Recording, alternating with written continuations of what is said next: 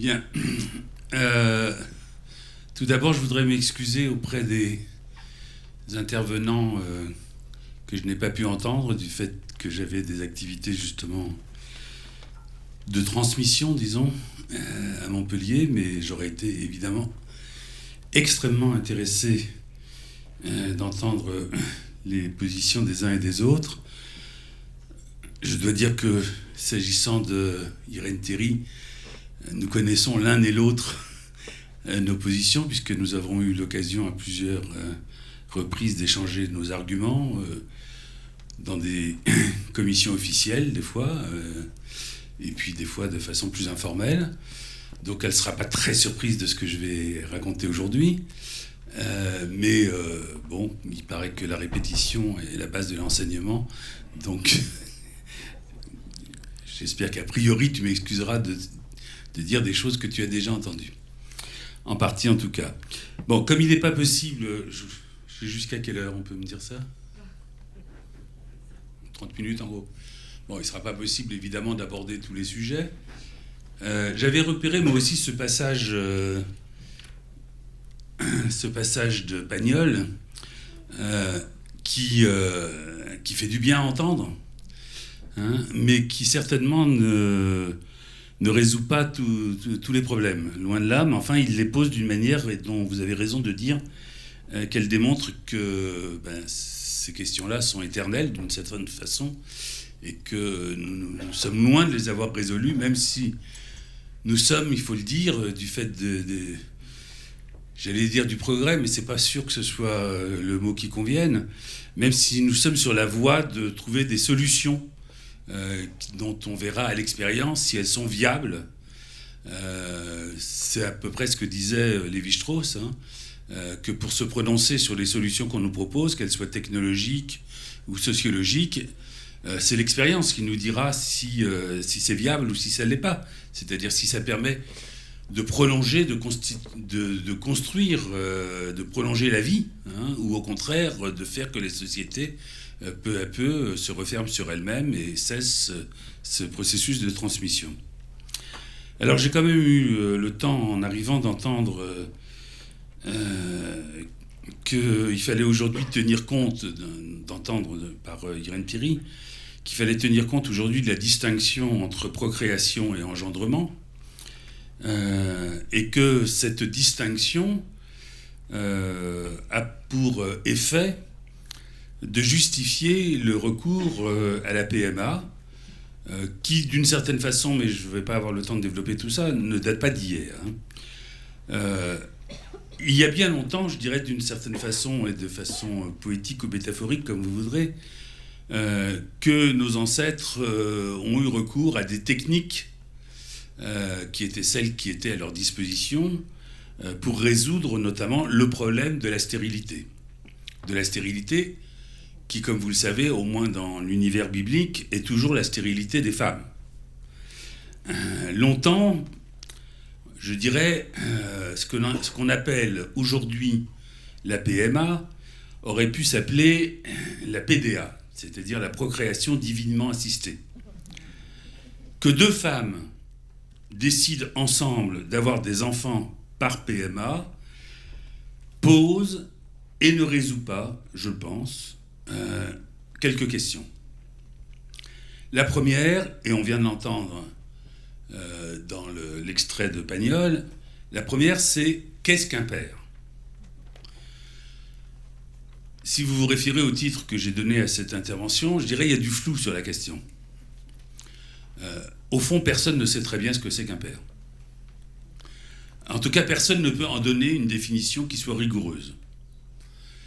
C'est-à-dire valable pour tous, universellement valable. Ça tient à beaucoup de choses, mais loin de moi l'idée de penser que la psychanalyse aurait résolu cette question. Elle a permis, au contraire, depuis Freud, la déconstruction de ce que c'est qu'un père. Mais elle l'a déconstruit en le divisant, dans les termes qui sont les miens aujourd'hui, que j'emprunte à Jacques Lacan, en faisant la distinction entre le père réel, le père symbolique et le père imaginaire. Je pas vous faire un cours sur ce que représentent les uns et les autres, mais disons que nous sommes confrontés constamment, quand nous écoutons les uns et les autres nous parler, nous psychanalystes en face à face ou sur le divan, nous sommes confrontés à la question de savoir est-ce que cette personne est en train de nous parler de son père réel, et là-dessus je dois vous dire que on est dans le flou le plus total, parce que c'est très difficile de dire ce que c'est qu'un père réel. Est-ce qu'il parle de son père imaginaire, c'est-à-dire de celui qu'il s'est imaginé avoir et qu'il a construit comme il a pu, à sa manière, à partir d'éléments empruntés à la réalité, mais d'autres éléments empruntés à ses fantasmes, et puis surtout d'autres éléments empruntés au discours ambiant, à ce que sa mère a pu lui raconter sur son père, à ce que ses oncles ont pu lui raconter, à ce que ses frères éventuellement ont pu lui dire, etc., et avec lesquels il s'est bricolé un père. Et puis il y a le père symbolique, pour aller très vite, c'est un de ceux qui m'intéresserait le plus pour parler du sujet d'aujourd'hui. En fait, Freud dit c'est le père mort.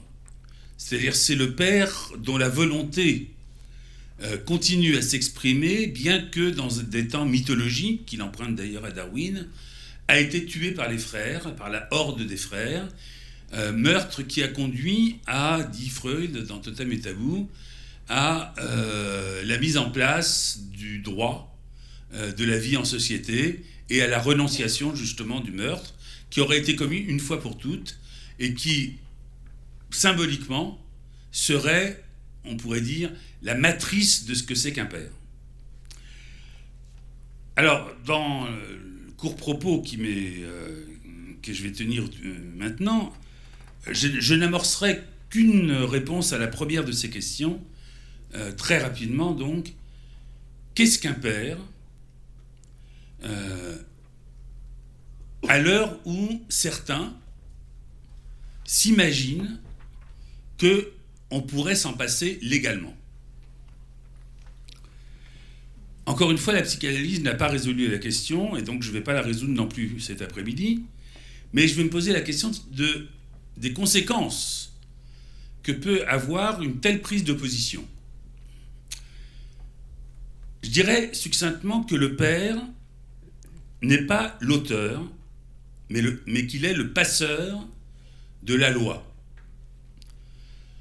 Passeur de la loi au sens où il est le passeur de ce qui est pour un psychanalyste la loi fondamentale, c'est-à-dire l'interdit de l'inceste. Donc pas le passeur des lois, c'est pas lui qui transmet le fait qu'il faut traverser dans les clous, mais c'est celui dont la parole a pour effet qu'elle fait passer, que ce soit par son intermédiaire ou par celui de la mère de ses enfants, elle fait passer un interdit fondamental que les anthropologues, les sociologues et les ethnologues nous ont appris à considérer comme étant universel d'une certaine façon, bien qu'ils prennent des formes différentes d'une société à une autre. Il est donc tout à fait faux de considérer que les psychanalystes invitent les adolescents, par exemple, pour se libérer et pour s'autonomiser, les invitent à commettre le meurtre du père. Et d'ailleurs, à cet égard, Freud nous dit que le plus important dans la relation d'un enfant à son père, c'est pas qu'il le tue, comme on dit. Ça, c'est vrai, par exemple, pour Marine Le Pen, mais c'est pas ça le plus important. Le plus important, et ce qui crée une certaine conscience de culpabilité, c'est l'ambivalence à l'égard du père. Et je voudrais dire que l'ambivalence à l'égard du père, elle est fondamentale dans ce qui se met en place actuellement dans notre société. Pour aller au plus près de ce que je pourrais en dire aujourd'hui, je dirais un père, c'est quelqu'un qui s'interdit un certain nombre de privautés, de transgressions, qui s'interdit de faire participer ses enfants à sa jouissance, qui garde sa jouissance comme une énigme. Mais pour ce faire, encore faut-il qu'il existe. Et c'est ce qui manque dans la toute petite partie de Pagnol qu'on vient d'entendre. C'est la réponse à la question qu'il existe, mais où donc ? Où donc doit-il exister? Ma réponse de clinicien, c'est il doit exister dans la parole et dans la pensée de la mère. C'est là qu'est sa place. Je vais vous donner un exemple pour essayer de bien me faire comprendre. Je reçois un jour un jeune homme sans symptômes criants, on pourrait dire aussi normal que vous et moi. Il a aux alentours de 25 ans et il explique son problème lors de sa demande d'analyse. Quel est le problème? Sa mère refuse de lui dire, de lui apprendre qui est son père. Il est élevé uniquement au sein d'une famille totalement féminine, avec une mère, une grand-mère, une tante. Et son analyse avançant, il exige, quelquefois un peu violemment, qu'elle lui réponde à la question « Qui est mon père ?» Dis-le-moi, qui est-il? Vous voyez qu'on est très proche de l'affaire Pagnol. Évidemment, il n'obtient aucune réponse. Jusqu'au jour où il doit admettre que lorsqu'on n'obtient pas de réponse à une question, c'est souvent qu'on la pose mal. Il revient alors, après avoir eu cette pensée lumineuse, il revient en disant « Ça y est, Eureka, j'ai trouvé. J'ai trouvé la bonne question. » La bonne question était « Pourquoi ne peux-tu donc pas me dire qui est mon père ?» Réponse, il obtient cette fois une réponse. « Je ne peux pas te le dire, parce que lorsqu'il a su que j'étais enceinte, ton père m'a fait promettre que jamais je ne te révélerai, ni à toi, ni à quiconque, qui il était. J'ai donc tenu mon serment. » Voilà donc quelqu'un qui n'a rien su de son père, qui n'a jamais eu affaire à lui ni sur le plan éducatif, ni sur le plan de l'amour, comme on entendait tout à l'heure, et qui pourtant, je le soutiens, a eu un père quand même. Eh bien, son père a existé, et il a fait trace psychique, structurante, trace symbolique, du fait du respect que la mère a toujours manifesté à l'égard du serment qu'elle avait fait devant lui. Est-ce que c'est clair, dit comme ça? La présence réelle du père n'apporte aucune garantie de paternité, puisque celle-ci tient essentiellement à la reconnaissance du poids de sa parole par la mère.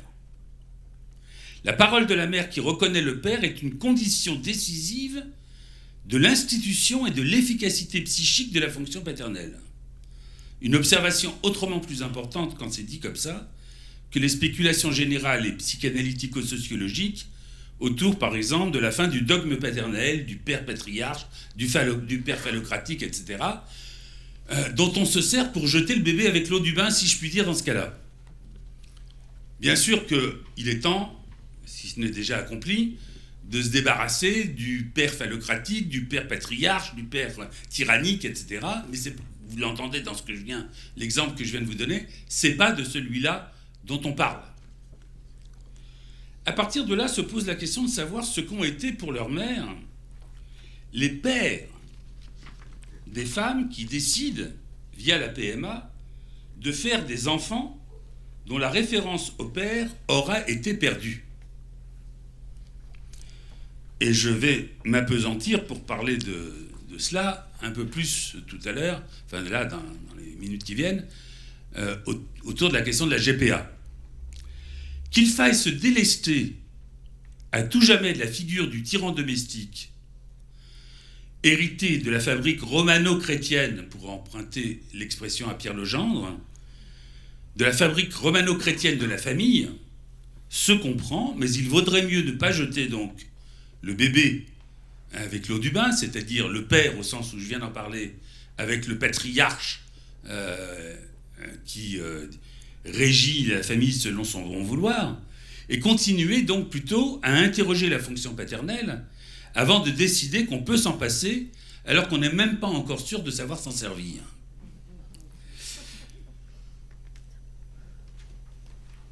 Donc, c'était la première partie de ce court exposé.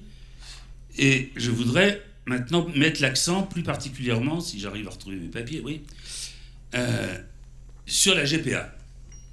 Donc c'est un autre aspect de la question, dans la mesure où, vous l'aurez peut-être senti à travers ce que je viens de dire, je n'interviens pas au nom d'un quelconque familialisme. Comme psychanalyste, et je dois le dire aussi comme citoyen, les formes que peut prendre la famille ne m'intéressent pas cliniquement. C'est pas ça, l'enjeu n'est pas là. Pour moi, l'enjeu, il est du côté du récit et de la filiation, de ce qui peut se dire ou pas à un enfant dès lors qu'il est venu au monde. J'envisage, et j'avais déjà travaillé cette question avec quelques collègues et amis, dont René Friedman, qui je crois est ici présent. La question pour moi de la GPA se pose en termes de programmation de l'abandon. Alors sur ce point-là, vous entendrez, peut-être on en débattra tout à l'heure, que Irène Théry et moi, on n'est pas du tout, mais alors pas du tout d'accord. Même sur les termes qu'on emploie. Je pense qu'il y a une blessure de l'abandon et qu'elle est impossible à cicatriser tant chez l'enfant que chez la mère. Elle fonctionne comme une amputation bilatérale du moi. Les adoptions, partons de là, les plus réussies ne parviennent pas à effacer la trace consciente et inconsciente de cet événement. Car cela reviendrait pour le psychisme de l'enfant, comme pour celui de la mère, à devoir renoncer à une partie de lui-même. Je pense par exemple à une personne qui avait été adoptée et qui avait définitivement renoncé à une partie d'elle-même, en tout cas le croyait-elle, et qui d'emblée, dans la première séance, me dit voilà, je voudrais faire une analyse, mais il ne sera pas question de ce qui s'est passé avant que j'ai été adopté. Donc cette partie-là de sa vie, il n'était même pas envisageable qu'on puisse voir en quoi elle s'inscrivait dans la continuité de son histoire. Bien évidemment, je n'ai pas accédé à sa demande, mais ça n'a pas été simple. Que penser alors lorsque cette séparation n'est pas le résultat d'un drame de la vie dont la société tente de limiter les effets dévastateurs par l'adoption, mais qu'elle est programmée. Sachant cela, il relève de notre responsabilité, me semble-t-il, de ne pas autoriser mécaniquement, immédiatement, une pratique dont l'enfant sera, à mon sens, la victime, et de ne pas voter une loi qui ne lui permettra jamais aucun recours. Une telle loi, en tant qu'elle organiserait socialement et politiquement l'accident, est le contraire d'une loi. Je dirais que ce serait une loi scélérate. Bien sûr, l'humain n'est pas réductible, vous m'avez entendu, je crois que je l'ai développé suffisamment, n'est pas réductible à ses liens biologiques. Mais je le répète, nous sommes faits du nouage entre le réel, le symbolique et l'imaginaire. Et sous prétexte que nous ne sommes pas réductibles, comme je l'ai entendu tout à l'heure, à la fonction procréatrice des chiens, il n'empêche que comme les chiens, comme les mammifères, nous avons une biologie, nous avons un corps, nous avons un réel, et que ce réel est noué d'une façon telle que les chiens ne la connaîtront jamais.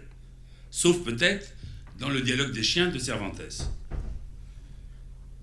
C'est cependant, donc l'humain n'est pas réductible, j'insiste là-dessus, à ses liens biologiques, et nombreux sont les adoptés qui paraissent aller bien.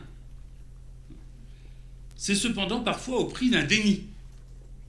lequel, s'il leur permet de s'adapter aux exigences de leurs proches ou de la société, ne peut pas empêcher leur inconscient de venir se manifester, en particulier au moment des alliances et au moment des séparations.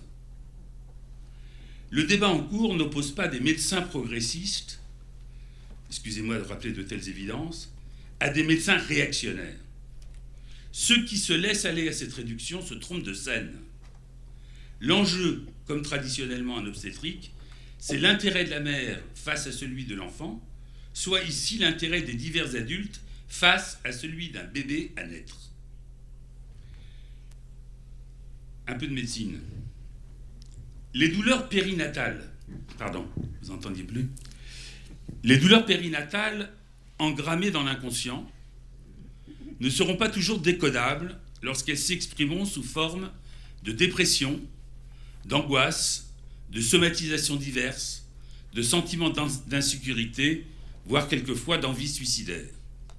C'est souvent à l'adolescence qu'elles se trouvent réactualisées, car il s'agit là d'une nouvelle naissance, l'adolescence, la venue au monde adulte. Dans certains troubles présentés par les adolescents, il est parfois question à leur insu d'une autre rupture. Toute séparation renvoyant au deuil et aux séparations antérieures mal cicatrisées, c'est-à-dire mal nommées, c'est tout au long de la vie que la fragilité peut se faire entendre, car entre la vie et la mort, nombreuses sont les occasions de rencontrer leur métaphore. Les avancées de la recherche en matière de compétences périnatales et du développement du psychisme infantile ne cessent de nous montrer combien il est préjudiciable de séparer le tout petit de sa mère et de lui supprimer ainsi ses repères. On lui fait vivre un véritable chaos. Ces ruptures peuvent être dévastatrices et elles créent des blessures parfois impossibles à cicatriser. N'oublions pas que l'amnésie infantile n'efface pas, mais refoule pour les nécessités du développement, psychique de chacun. Reconnaître la blessure primordiale de la séparation d'avec la mère et sa spécificité est la base de toute adoption respectueuse, celle qui autorise l'accès du sujet à un futur en harmonie avec ce qu'il a traversé.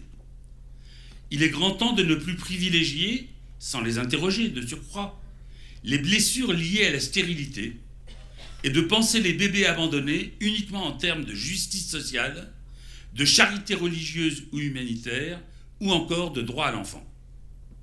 Il faut en ce domaine au contraire se fonder en priorité, à mon sens, sur la connaissance apportée par la science et la psychanalyse. Au vu de leurs enseignements, on ne peut plus se contenter d'aborder la question de l'abandon, de l'adoption et de l'assistance médicale à la procréation sous l'angle exclusif des avancées médicales et des bons sentiments. Quelle que soit la compassion éveillée par la détresse des couples stériles, elle ne doit pas nous conduire à objectiver les enfants au mépris de leur histoire, de ce qu'ils sont. Le respect ne doit pas être proportionnel à l'âge ou à la taille. Quant à la valeur, on sait qu'elle n'attend pas le nombre des années, n'est-ce pas? La plupart des candidats à l'adoption sont des blessés de l'infertilité, des déçus de l'assistance médicale à la procréation. Cela ne constitue pas un obstacle en soi pour accueillir un enfant. Cependant, il arrive trop souvent que le deuil nécessaire de l'enfant de leur chair, comme on l'a entendu tout à l'heure, ne soit pas terminé, et qu'à travers l'adoption, certains couples cherchent encore plus ou moins consciemment un bébé qu'ils tenteront de façonner au mieux à leur image, un bébé de remplacement de cet enfant inconcevable qu'ils désirent encore. Cette passion de la reproduction biologique fascine au point que certains n'hésitent pas à aborder le clonage reproductif tel une AMP comme les autres, en niant d'emblée, sans se donner le temps d'y réfléchir plus en profondeur, la probabilité d'effets pervers liés à une reproduction non sexuée sur la filiation à court et à long terme et sur l'avenir de notre société.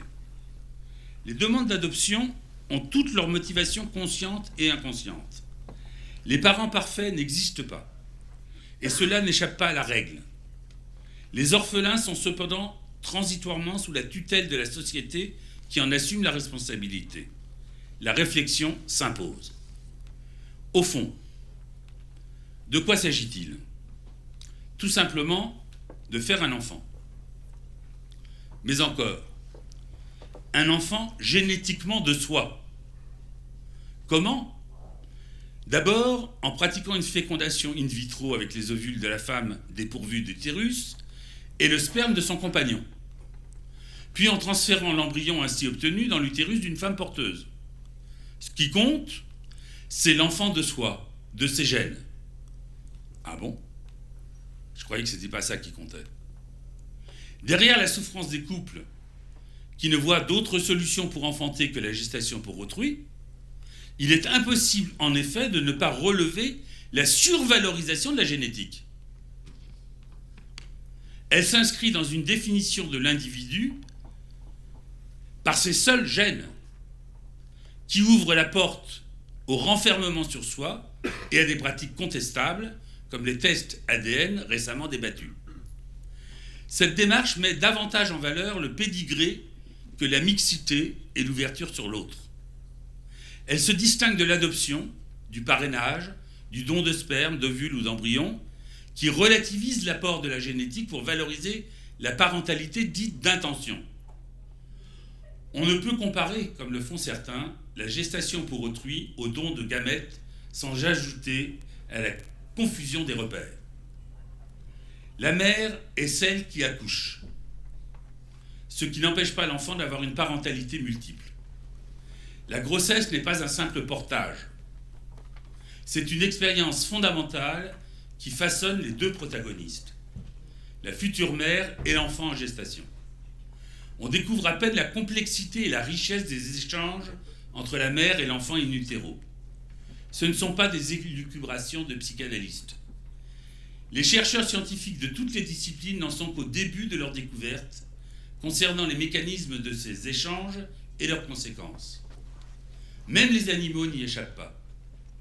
Les embryons d'étalons portés par une solide jument se retrouvent avec des caractéristiques repérables de la jument porteuse. Faut-il, au nom de la filiation génétique, organiser la venue au monde d'enfants portés par une femme dont le travail psychique conscient et inconscient consistera à pouvoir l'abandonner? On peut imaginer son ambivalence. Si, comme il a été envisagé, et quand je dis qu'on peut l'imaginer, c'est parce que je l'ai entendu, son ambivalence, si, comme il a été envisagé, elle garde la possibilité de se rétracter à l'accouchement et les conséquences pour l'enfant de cette rétractation. Faut-il, au nom de la souffrance de parents infertiles, souffrance bien réelle, croire que l'amour peut tout et réduire ces échanges à rien? L'amour peut tout, c'était le message du film de Pagnol.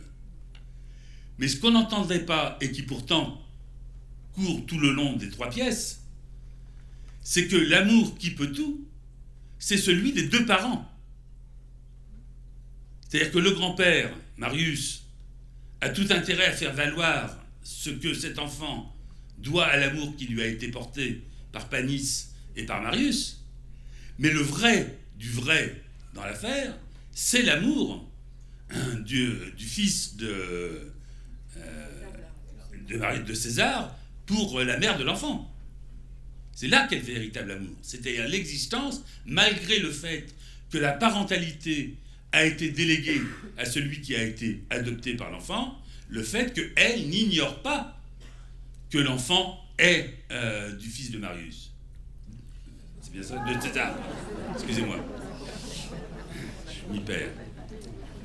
Donc je pose la question, faut-il, au nom de la souffrance de parents infertiles, croire que l'amour peut tout et réduire ces échanges à rien?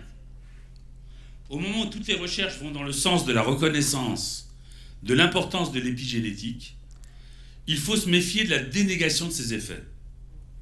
La vie anténatale a des conséquences parce que c'est aussi la vie signifiante, tant sur le corps que sur le psychisme de l'enfant. Et à vouloir l'ignorer, on risque des conduites dont il sera la victime à son insu et possiblement aussi sa descendance.